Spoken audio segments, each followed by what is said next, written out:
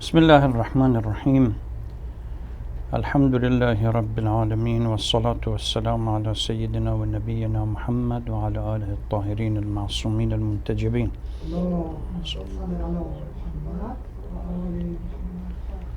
Sisters and brothers, Assalamu alaikum wa rahmatullahi wa barakatuh. The surah or chapter that we are going to deal with today is chapter of Zalzalah, which is the earthquake, and chapter number 99. I will read first of all the surah, and then we go through the translation and a few critical points that this chapter contains. أعوذ بالله من الشيطان اللعين الرجيم بسم الله الرحمن الرحيم إذا زلزلت الأرض زلزالها وأخرجت الأرض أخبارها أثقالها وأخرجت الأرض أثقالها وقال الإنسان ما لها يومئذ تحدث أخبارها بأن ربك أوحى لها يومئذ يصدر الناس أشتاتا ليروا أعمالهم فمن يعمل مثقال ذرة خيرا يره ومن يعمل مثقال ذرة شرا يره. صدق الله العلي العظيم. The theme in a nutshell, we have discussed this in the past. One of the critical points that the Holy Prophet ﷺ faced with the Jahiliyyah mindset was their absolute denial that there would be ever a day in which humans will be resurrected. The concept of resurrection was as distant in their mind as anything else. They used to say that it's only this life and وَمَا يُهْلِكُنَا إِلَّا الدَّهْرِ, and then time will expires and that's the end of it. There is nothing that comes behind. And because of that, in Surah Makki, huge emphasis on the concept of, as well as Surah Madani, on the concept that the Day of Judgment is undeniable and non-negotiable.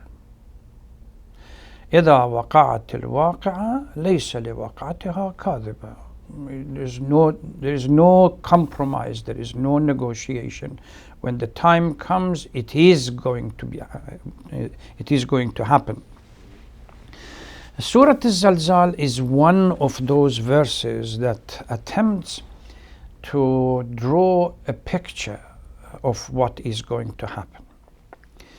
The essence of it is that in the surah is that it is a reality that the day will come when every deeds done by humans is brought to light.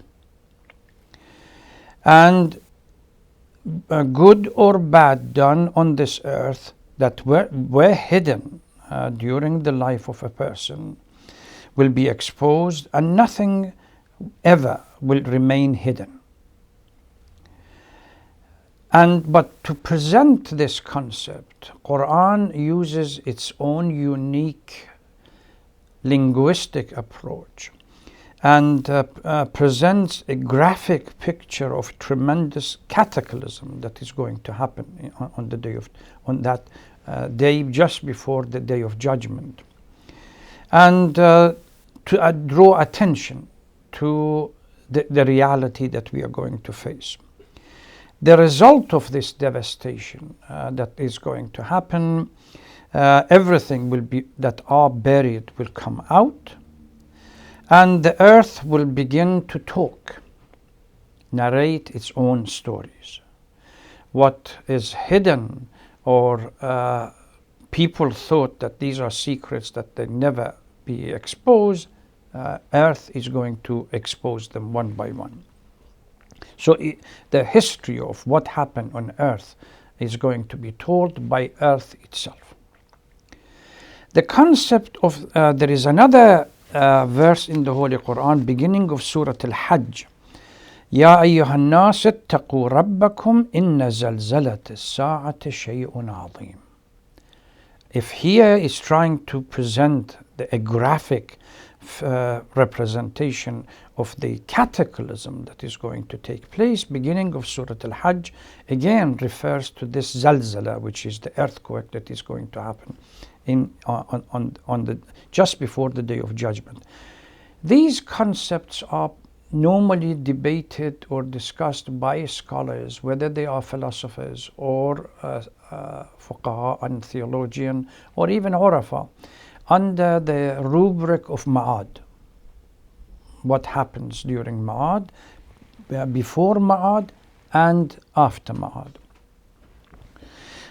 So this notion of Zalzalah, a huge earthquake that is going to happen, that is unparalleled in the history of earth, is something that even in Surah Al-Hajj is discussed.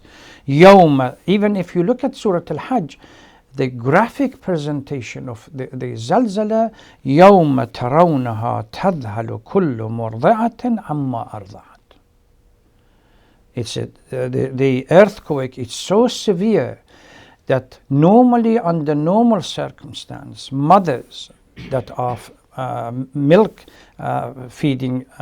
breastfeeding the children, they would never let go of the child. But this enormity of the Zalzalah and the earthquake is so severe that we have mothers that just let go of their children. So you can go back to Surah Al-Hajj, or inshallah one day if we can get to Surah Al-Hajj, we can discuss that. But in this surah, it begins by describing a unique earthquake that is unparalleled. It's totally different from other earthquakes that we might be familiar with, on two concepts. Number one, earthquakes that happen on earth are normally located within some geographical boundary, that outside that boundary you may never even hear about it if it wasn't the news. Last year, if you remember, Zalzalah, or the earthquake in Turkey and Syria, or even northern Iraq, if it wasn't for the news, we would not have known anything about it. But when you look at the Zalzalah, the pictures of the earthquake, the devastation is unbelievable. So, number one, Quran is trying to draw our attention to the fact that this Zalzalah, or this earthquake, is so unique that is not located to a particular geographical area, whether you call it within the circumference or parameters of 10 kilometers, 20 kilometers, 100 kilometers, more or less. This is an all-engulfing everything. The earth is going to shake. So there is no specific geographical boundary. Everyone will notice it. And number two, the earthly Zalzalah, or earthly earthquake, there is an external cause, whether geothermal or anything else, that leads to it. This Zalzalah that is going to happen is internal. We have in thermodynamics, we call the total internal explosion, or this is what is going to happen. Total internal combustion that is going to take place. So this is what is going to happen. The Zalzalah is inherent, intrinsic. It comes out from within. And the verse is, after drawing our attention to the fact that this cataclysm is going to take place as a sign of the hereafter. People say that this is going to happen in the Day of Judgment.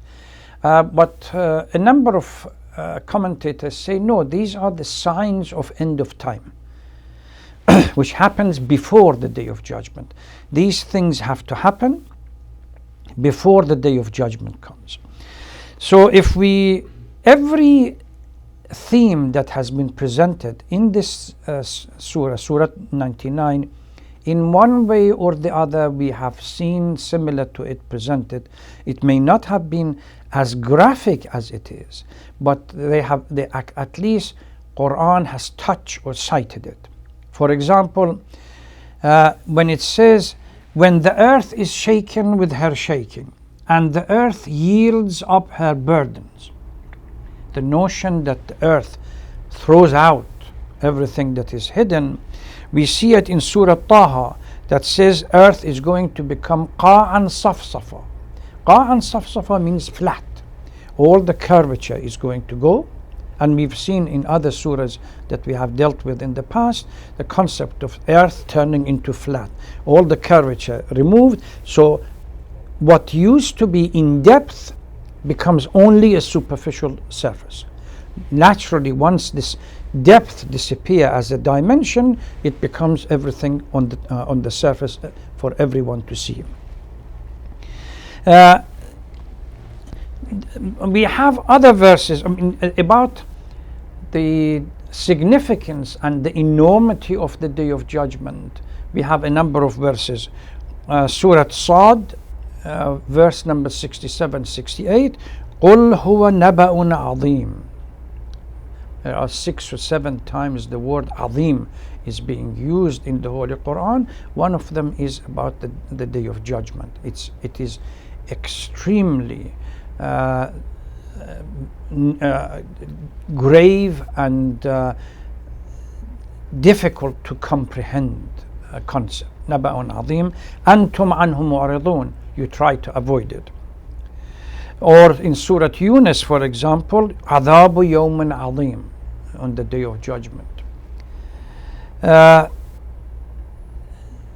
In Surah Tariq, we have Yawma Tubla Sara'ir Fama Lahu Min Quwwatin Wala Nasir. Again, the secrets are coming out and there is no one to help.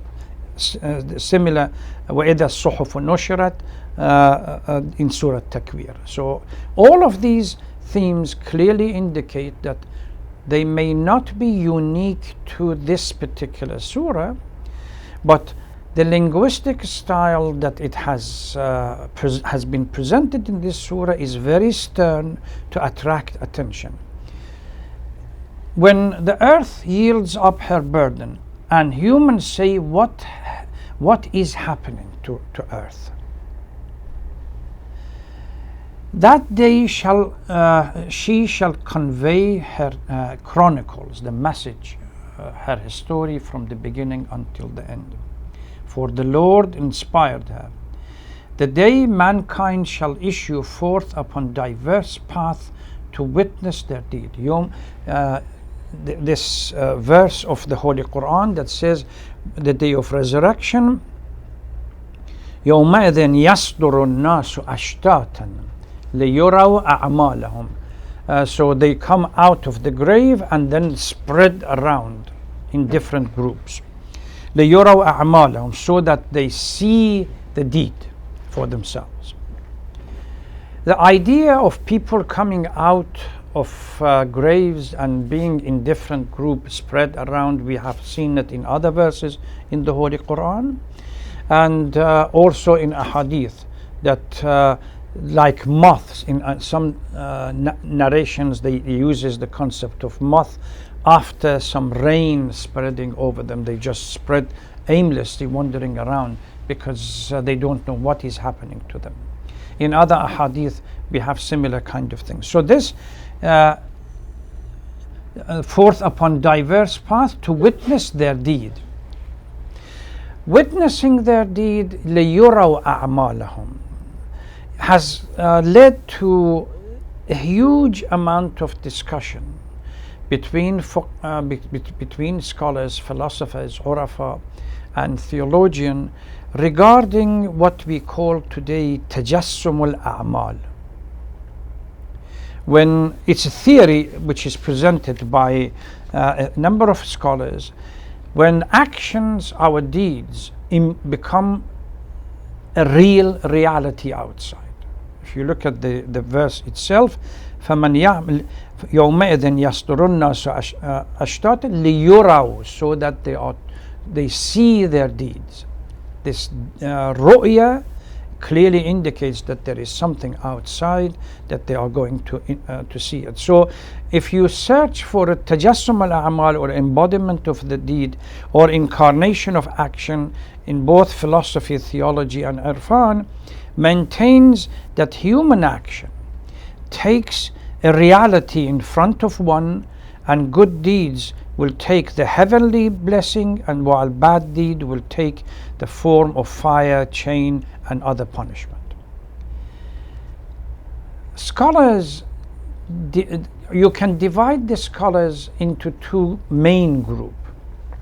The early scholars and commentators of the Holy Quran, they were of the opinion that what you see is your book of A'mal, and then book of A'mal, once it's presented, clearly identifies who you are based on your Amal. This is Iqra' kitabak, you read your own book.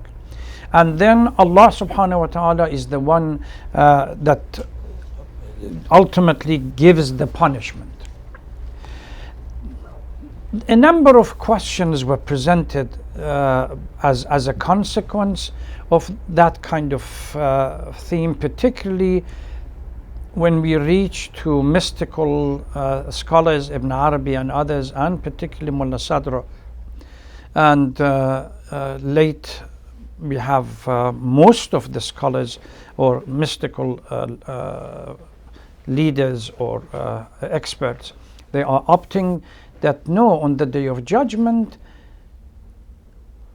it's the action itself that is embodied. لِيُرَوْا أَعْمَالَهُمْ. Your deeds are presented for you in a form of a reality. So they have responded to all the previous questions or criticism that no, Amal cannot be, it's not a substance that can be resurrected on the Day of Judgment or replicated. Amal is just a deed, an action that once the action is complete is going to disappear, finish.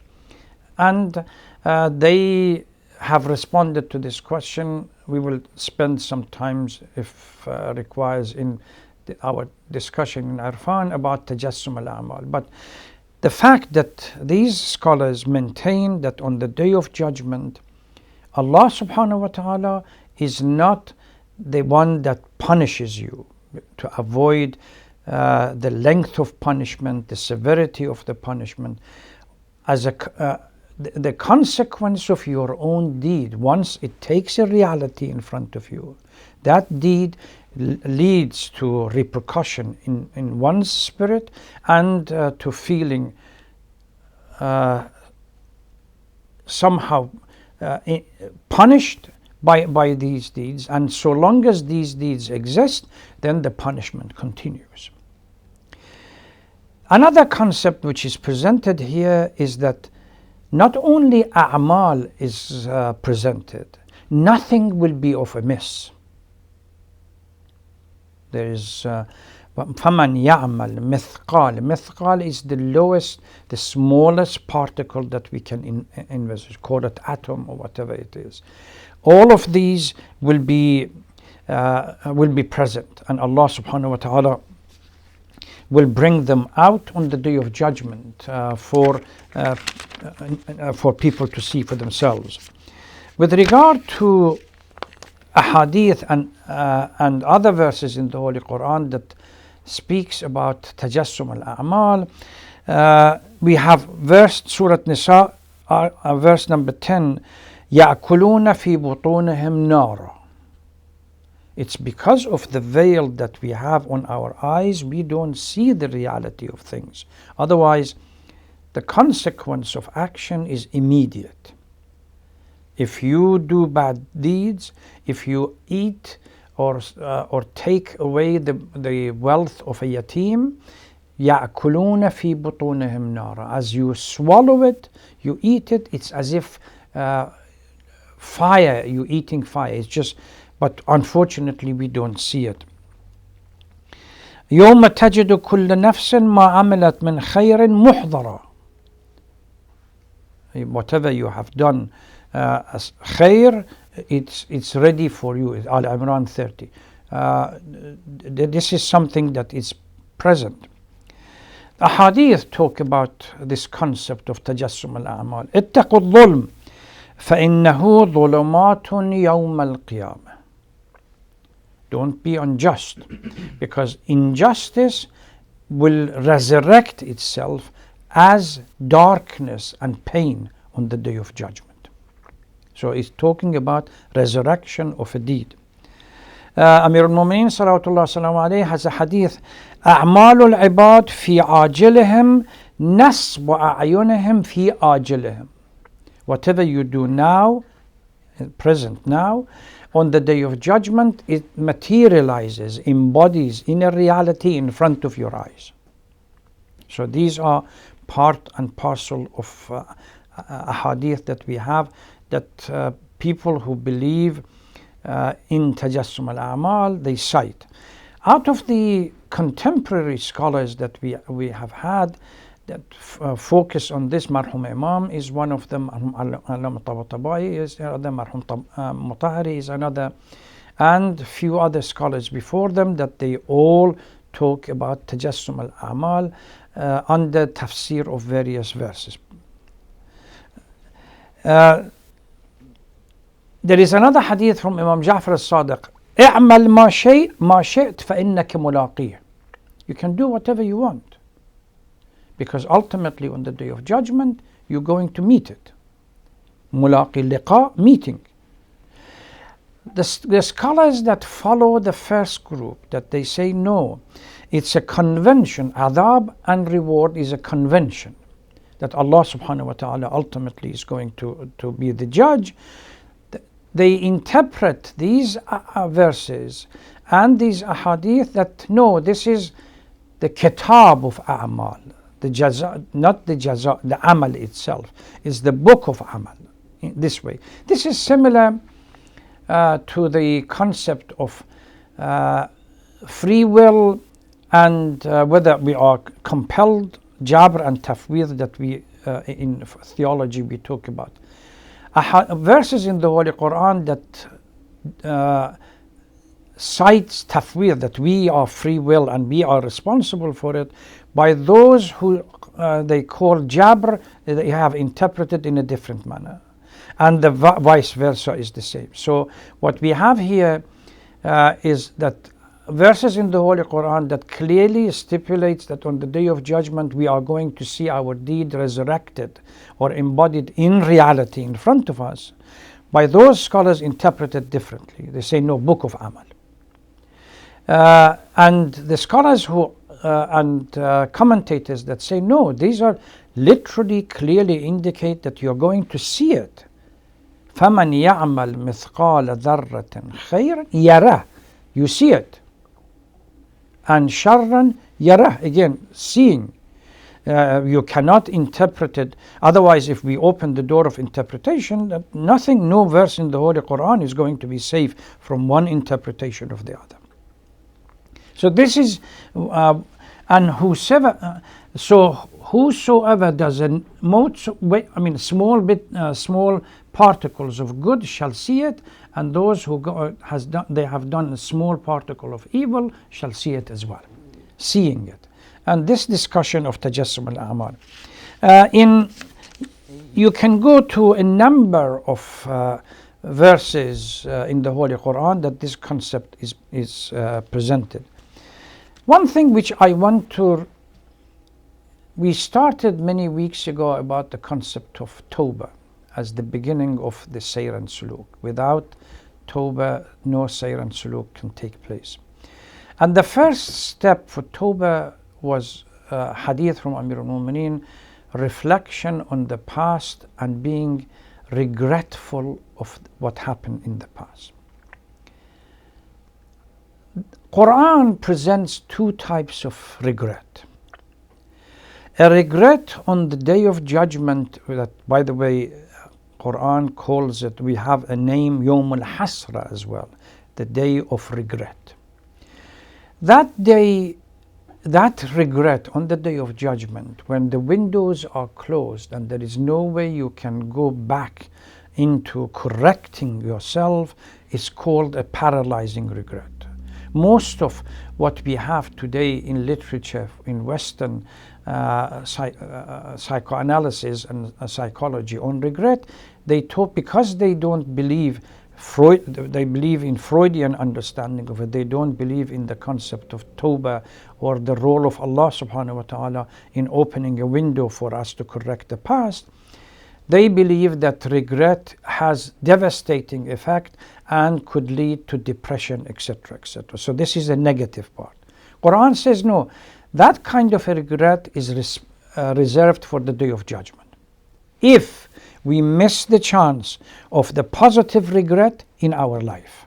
What is a positive regret is to reflect on the past and correct. So regret can have a constructive consequence if we use it properly as a first step towards Tawbah. Because what is Tawbah? Technically, if we look at time, a hadith clearly indicate that past is out of our control, is sealed, finished. Future, we don't know what's going to happen. This is why we have to focus on our best in the present. What Tawbah does, out of mercy of Allah subhanahu wa ta'ala, it opens the window, the possibility to go back and correct the past. That normally, under normal circumstance, should be sealed. So we can, through Tawbah, correct the mistakes in the past, somehow influence the past. And if we kind of engage these literature, what it's telling us that if you don't use the opportunities that Allah has granted for you in this life to influence and correct the mistakes of the past, be mindful that ultimately on the day of resurrection you are going to face nadm, hasra, and regret that you have nothing to do, you cannot do much about it. Which is call it the paralyzing, the Freudian regret. It's going to happen only if there are no windows open for you to correct. And Quran repeatedly says that on the day of judgment, as hadith says, al-yawm amalun wala hisab wa ghadan hisabun wala amal. Tomorrow you have to account for what you have done. You cannot change anything. So the concept of regret that comes as a first step, nadm and then azm, these are the two initial steps. Nadm and hasra and regret, so long as it's done in conjunction with Tawbah as a step towards ultimate Tawbah, is a positive one. It has a positive consequence because it creates the opportunity for us to correct ourselves. If we don't do it, then Yawm al-Hasra, which is the day of Nadm and the day of regret, that non-negotiable, according to various verses, إِذَا وَقَعَتِ الْوَاقِعَةِ لَيْسَ لِوَقْعَتِهَا كَاذِبَةٌ. There is non-negotiable. It's going to happen. إِذَا زُلْزِلَتِ الْأَرْضِ إِذَا أَدَاتْ شَرْطٍ, which is conditional. And in Arabic literature, there are three different types. One of them, adat shart, conditional, that says it's going to happen, non-negotiable, 100% certain. And that is the word إِذَا, whatever they use إِذَا with. إِذَا زُلْزِلَتِ الْأَرْضُ زِلْزَالَهَا, it's going to happen. That huge earthquake is going to happen with no doubt about it. So use the opportunity in this world for nadm and regret before we get to the stage in which there is no way out and the windows are shut. The veils are removed, the possibility for Tawbah doesn't exist, and now whether we believe in the tajassum al-a'mal, which is the embodiment of deed, or whether we believe that our books are presented before us and Allah conventionally decide based on Allah's judgment, one thing is fact, that there is no point of return. And there are verses in the Holy Quran that clearly says that people who denied the day of judgment, once they see the reality, they would say, Rabbi rja'uni, oh Lord, let's go back. Why? Because then I can do good deeds. Kalla, non-negotiable. It's not going to happen. So these are, unfortunately, with the time being so short, we cannot go in depth into various aspects or themes that we present. We can certainly entertain them in other classes that we have. Let me stop here and then we see if there are any other questions.